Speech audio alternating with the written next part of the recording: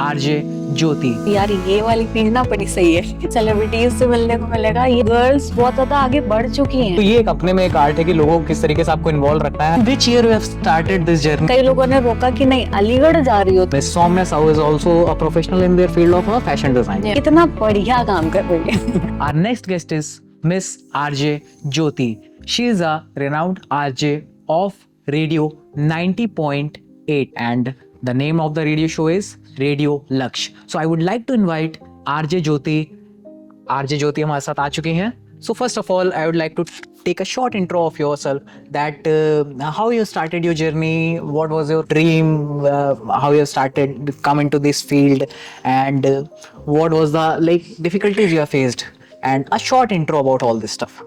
जैसे कि आपको पता है आरजे ज्योति, जैसे आरजे नाम लग जाता ना तो लोगों के वैसे एक चीज नोटिस करिए, लोगों के चेहरे पे स्माइल आ जाती है। अच्छा आरजे, तो जो ये ऐसा सीन रहता ना, अच्छा आरजे हो, तो ये मेरे को बड़ा पसंद था स्टार्टिंग से। जब से रेडियो सुनना शुरू किया था 9th क्लास से, तो मेरे को नए जो हमारे रेडियो सिटी के आरजेस है बहुत सारे, उनसे मिले हैं, तो मेरे को उनको देख के लगता था यार ये वाली फील्ड ना बड़ी सही है। जिसमें बोलने को मिलेगा, सेलिब्रिटीज से मिलने को मिलेगा। ये सारी चीजों ने मेरे को बड़ा अट्रैक्ट किया, लेकिन ईजी नहीं था बनना रेडियो जॉकी, बिकॉज अभी भी भले ही जैसे कि आपने कहा ना कि गर्ल्स बहुत ज्यादा आगे बढ़ चुकी हैं, ठीक है, बढ़ चुकी हैं, बट उसके पीछे उनकी कितनी मेहनत है वो कोई नहीं जानता, कि वो किस तरीके से अपने घर वालों को समझाई होंगी, फिर निकली होंगी, फिर उनको घसीटा गया होगा, फिर निकली होंगी, तब जाके उनका कहीं नाम बनता है। सो वो जो दौर था बट वो क्रॉस हुआ, तो जो सही में फीलिंग ब्लेस्ड कि जो हमने एम देखा था, बहुत कम लोग होते हैं जो एम देखते हैं वो पा लेते हैं, लेकिन हम उनमें से एक हैं कि हमने देखा कि मेरे को आरजे बनना है, और आज हम आरजे हैं। मेरे को 7 साल हो रहे हैं रेडियो सिटी में, सॉरी रेडियो इंडस्ट्री में, और भाई अपना काम आगे बढ़ रहा है। बहुत सारे शहर हैं जहाँ पे हमने morning shows, afternoon shows, evening shows किए, लाइक मेरठ हो गया, देहरादून हो गया, अलीगढ़ हो गया। अलीगढ़ से स्टार्टिंग करी थी हमने रेडियो करें 98.3 से। तो बस ये दौर चल रहा है, काफी चीजें देखते चले आ रहे हैं और आगे और भी देखनी है, बट हाँ लाइफ बहुत अच्छी है, बहुत। बिल्कुल, आपकी लाइफ तो इतना मतलब आप लोगों को जो एक जिस तरीके से आप लोगों को इन्वॉल्व करते हो चीजें में, तो वो एक अपने में ही एक आर्ट है कि भाई रेडियो सुनने के लिए लोगों को इन्वॉल्व करना, उनसे इंटरैक्ट करना। मतलब आप 2 वे कम्युनिकेशन नहीं चल रही, आप सिंगल वे कम्युनिकेशन में बात भी कर रहे हो और उनसे भी बोल रहे हो, तो दोनों चीजें एक साथ आपको करनी पड़ती है। फील करते हैं स्टूडियो में कि हमारे सामने सब बैठे हुए हैं, तो आप आंसर भी अज्यूम कर रहे हो और उसके क्वेश्चंस भी दे रहे हो, आंसर भी दे रहे हो, तो ये 2 वे कम्युनिकेशन आप कर रहे हो, बट आप हो सिंगल पर्सन। बिल्कुल। तो ये एक अपने में एक आर्ट है कि लोगों को किस तरीके से आपको इन्वॉल्व रखना है, सामने कोई ना होते हुए भी आप ऐसे बात करते हो जैसे कोई है। हाँ जी, बहुत लोग हैं जी। सो इंटरेक्शन हमारा उसी से चल रहा है जिसका काम ही है बोलना रेडियो पे। बिल्कुल। तो in which year you have started this journey of radio jockeying? अगर हम बात करें तो भाई 2009 से दिमाग में आ गया था जी कि करना है, बिकॉज उस समय तो 10th में थे, लेकिन 2019 में मतलब 10 साल बाद जंप करे, सो फीवर एफएम लखनऊ में इंटर्नशिप शुरू कर दी। अगर हम बात करें तो रेडियो सिटी 91.1 की मॉर्निंग आरजे थी, आरजे वीरा। अच्छा। तो उनके यहाँ से ट्रेनिंग करी हमने रेडियो प्रोफेशनल कोर्स की। देन कोर्स खत्म होते ही फीवर एफएम में इंटर्नशिप मिल गई, एंड लकी है हम जो 3 महीने इंटर्नशिप करने के बाद तुरंत जॉब मिल गई। कई लोगों को इंटर्नशिप घिसते रहते हैं, बट मेरे को जैसी मिली, काफी लोगों ने कहा कि नहीं अभी और इंटर्नशिप कर लो, लेकिन हमने नहीं भाई जॉब मिल रही है तो मेरे को कहीं नहीं मिलेगी, मेरे को जाना पड़ेगा। और दूसरी चीज, कई लोगों ने रोका कि नहीं अलीगढ़ जा रही हो तुम, अलीगढ़ सुना है कैसा है, अलीगढ़ में कैसे रहोगी, क्या करोगी, वहाँ का जो भी एनवायरनमेंट है वो इतना सही नहीं है। हमने ठीक है देखेंगे जाके वहाँ कैसा है, देखेंगे ना। फिर जब गए तो सब बहुत अच्छा था। सो 2019 से शुरुआत करी थी अपने करियर की। 2019 एज एन आरजे। सो 2019 से आपने एज एन आरजे स्टार्ट करा, और जैसा कि आपकी एक पॉइंट मैंने स्टार्टिंग में पकड़ लिया था कि आपका एक जो ड्रीम था कि बहुत से सेलिब्रिटीज से मिलने को मिलेगा। सो टिल टाइम आप कितने सेलिब्रिटीज से इंटरेक्ट कर चुके हो? एक्चुअली जब से बने तब से इंटरेक्ट ही कर रहे हैं। इंटरेक्ट अगर बात करें तो हम आयुष्मान खुराना जी और बहुत सारे टीवी सेलेब जिनका नाम भी अभी तो बहुत ज्यादा लंबी लिस्ट हो चुकी है। सो कंटिन्यूअसली एक्चुअली इंटरव्यूज चलते जा रहे हैं। 8 साल का कैरियर है, तो 8 साल में तो कितने इंटरव्यूज हुए होंगे। अनुपम खेर साहब हो गए, चाहे वो बिग बॉस के कंटेस्टेंट जो भी रहे हैं, तो कंटिन्यूअसली चलता ही चला जा रहा है। और आज शमिता शेट्टी जी, तो अपने काम की बदौलत ही ये मौका मिला है। बिल्कुल, ये चीजें जो होती हैं ये टाइम के साथ धीरे धीरे मतलब बढ़ती ही हैं, कम नहीं होती हैं। और टाइम के साथ उसी के लिए बढ़ती है जो वर्क में रहता है, वो फर्क में रहता है और फोकस्ड रहता है कि आपका वो पैशन, आप उससे हट नहीं रहे हो। आपका रेडियो जॉकी है तो you are like enjoying the RJ thing, you are not just doing as an job, you are just enjoying that thing. So अभी तक का सबसे best like day of radio jockey आपका कौन सा रहा है? मेरा बेस्ट रहा जब आयुष्मान खुराना का इंटरव्यू किया। एक्चुअली आयुष्मान खुराना को पर्सनली बहुत पसंद करते हैं, वो है ही इतने अच्छे, एक्टिंग मतलब किसी भी तरह से वो कम नहीं है ना। तो भले ही टेलीफोनिक इंटरव्यू रहा, आमने सामने नहीं रहा, टेलीफोनिक था, कोविड टाइम की बात है। सो वो मेरे लिए बहुत बड़ा दिन था कि हाँ आज कुछ किया है हमने। एक दौर, एक दिन होना चाहिए ना कि लगे कि हाँ आज तो कुछ किया है हमने। तो वो टाइम था कि हाँ भाई सफल हो गए। दिस इज द टाइम कि हम कह सकते हैं कि हाँ जो चाहा था वो पा लिया। Okay, so do you have someone around you कि जो आपसे इंस्पायर्ड होता हो कि यार तुम्हारी जॉब कितनी मजेदार है, तुम आरजे हो, तुमको मतलब किसी के सामने नहीं आना है, तुम्हारे पास कैमरा फियर नहीं, लेकिन तुम बोलते ही रहते हो बस। और ये मतलब ये चीजें थॉट बहुत आपके आसपास के लोगों में आता है। तो आपको किस किस तरीके के थॉट प्रोसेस मतलब सुनने को मिलते हैं कि सामने वाला बोलता हो? क्योंकि देखिए आपकी जॉब है, आप जानते हो बेटर कि भाई हम क्या कर रहे हैं एक्चुअल में। लाइक आप कैमरे के सामने आपको बोल रहे हैं, तो लाइक स्टार्टिंग में आप जब कैमरे के सामने हो you will get into a fear कि भाई कैमरे में कैसा दिख रहा हूँ मैं, या फिर कैसे दिख रही हूँ मैं, और कुछ बोलूं, कुछ फंबल ना हो जाए। तो ये बहुत से फियर्स होते हैं, और वो स्टार्ट जब करा होगा तो आपके पास भी बहुत से ऐसे फियर्स होंगे। बट सामने वाले को क्या लगता है दैट बहुत मजेदार जॉब कर रहा है, कुछ नहीं है, बैठ के बस माइक में बोलना है। तो कैसे कैसे थॉट्स आपको मिलते हैं यार, आपका क्या इस पे थिंकिंग रहता है? सबसे बड़ी बात बताया ना, लोग मेरे को मिलते हैं तो बोलते हैं उसमें करना क्या होता है। करना ही क्या होता है? अच्छा शो टाइमिंग क्या है? 7 to 11 हमने बोला। अच्छा 7 से 11 बस, उसके बाद क्या करती है? तो हम कहते हैं भाई जैसे आपकी जॉब है वैसी हमारी जॉब है, हमें प्रॉपर टाइम देना पड़ता है। अच्छा तो प्रॉपर टाइम में क्या करना होता है? शो तो आपने कर दिया 7 से 11, उसके बाद क्या करना होता है? तो मेरे को ये प्रॉब्लम होती है लोगों को समझाने कि भाई 11 बजे के बाद हमारा और भी काम है। सिर्फ हमारे शो के मतलब माइक के आगे गए, बैठ गए, बोल दिया, ऐसा नहीं होता।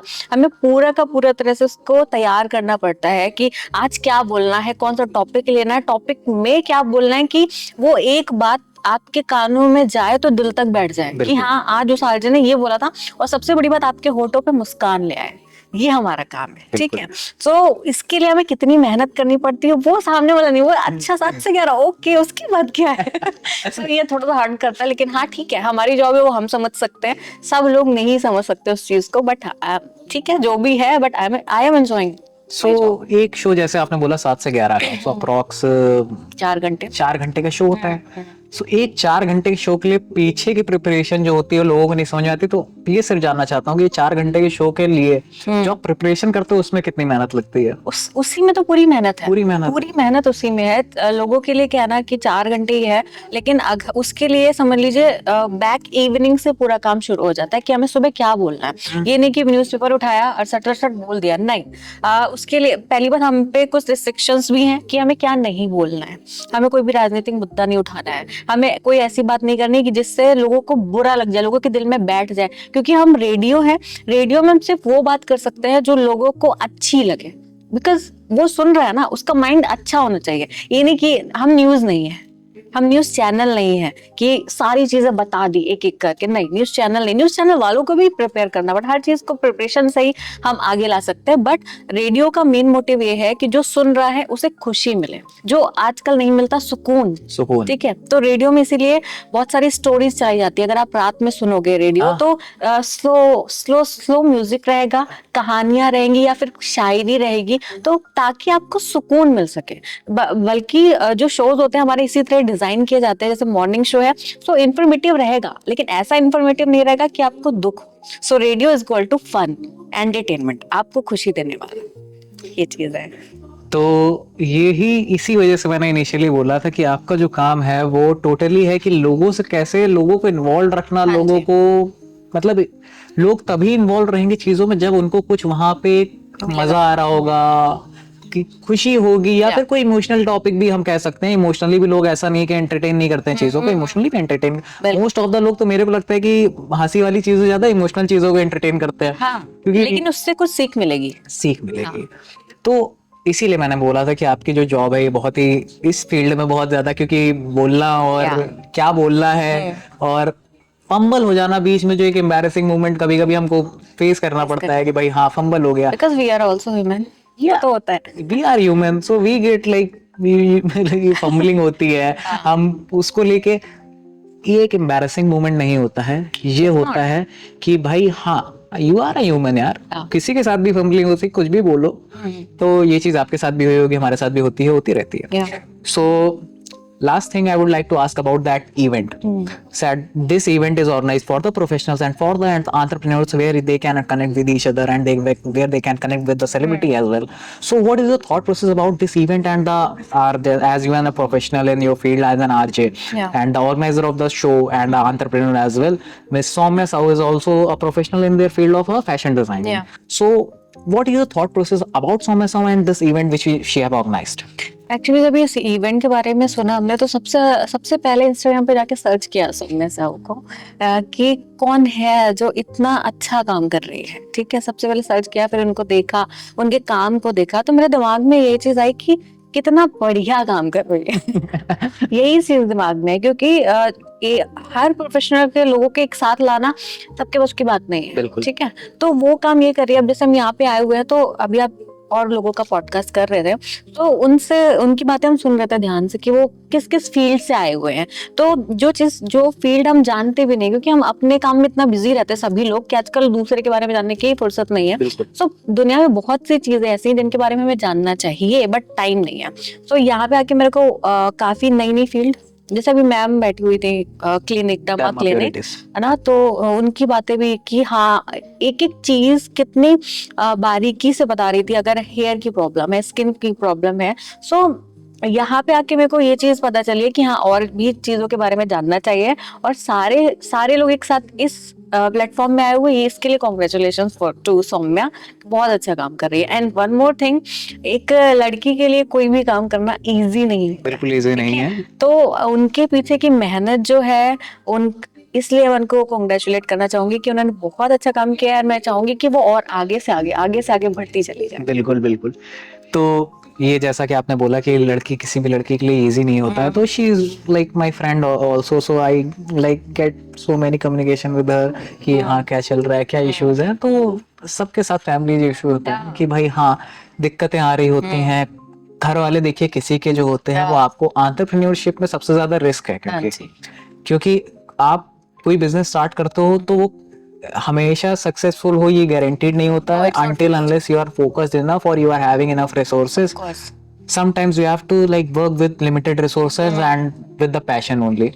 तो ये बहुत से इश्यूज होते हैं, उनके साथ भी हुए हैं, आपके साथ भी बहुत हुए हैं ये इश्यूज, सबके साथ होते हैं, कोई ऐसा नहीं है। देखिए वुमेन के साथ ये इशू होता है कि वुमेन को किसी भी फील्ड में जाने के लिए कुछ रेस्ट्रिक्शंस लग जाते हैं। भाई प्रोफेशनलिज्म में भी रेस्ट्रिक्शंस लग जाते हैं, सबको समझाना पड़ता है। अब ऐसा नहीं है कि ये लड़कों में दिक्कत नहीं आती, लड़कों में ये दिक्कत नहीं आती कि आपको काम नहीं करना है, लड़कों में ये दिक्कत आती है आपको ये काम नहीं करना है। आपको नहीं, घर में मतलब प्रोफेशनल नौकरी क्यों नहीं कर रहे हो, ये बिजनेस क्यों कर रहे हो? बेसिकली माइंडसेट ये उन लोगों का कह सकते हैं, क्योंकि उन लोगों ने एक टाइम देखा हुआ है जहाँ पे आदमी क्या होता है ना, एक डर होता है उसके अंदर कि ये नहीं सक्सेस हो पाया, तो आदमी उसको ज्यादा फोकस करता है रादर देन उसके बगल वाला अगर वो अच्छी पोजीशन बैठा है, यार नहीं तुम उतनी मेहनत नहीं कर पाया तो क्या। तो ये एक बहुत माइंडसेट होता है। तो इश्यूज लड़कों के साथ ये आते हैं, लड़कियों के साथ ये वाले आते हैं। तो सबसे डील करना होता है, जैसे कि आपने करा, सौम्या ने करा और बाकी सब भी कर रहे हैं। तो ये डील जो कर ले गया वो अपनी लाइफ में सक्सेस हो जाता है। So thank you so much, फिर से हम लोग मिलते हैं नेक्स्ट शो में। और मेरे को भी बहुत मजा आया आपसे बात करके। Thank you so much for inviting me. Thank you.